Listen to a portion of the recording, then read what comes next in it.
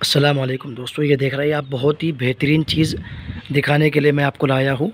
ये यहाँ का मुग़लों के ज़माने का शाही हमाम है। इसको चारों तरफ से बंद कर दिया गया है।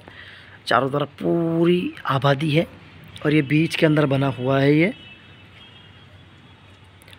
मुग़लों के ज़माने का शाही हमाम। मैं अंदर लेकर चलता हूँ आपको और दिखाता हूँ कि किस तरीके का बना हुआ है। उससे पहले आप देखिए एक चीज़, यहाँ पर पाइपलाइन सिस्टम देखिए आप किस तरीके का बना हुआ है। ये देखिए आप, ये पाइपलाइन सिस्टम, ये पाइपलाइन पूरा यहाँ से बना हुआ है। ये देखिए आप, ये यहाँ से पानी आया करता था और पानी यहाँ से वहाँ पर जाया करता था और यहाँ पर रानियाँ गुसल किया करती। दोस्तों, मैं आपको लेकर जा रहा हूँ इस वक्त हमाम के अंदर वाले हिस्से में। बहुत ही शानदार तरीके से, गोल तरीके से बना हुआ है। देखिए आप, चबूतरा है यहाँ पर।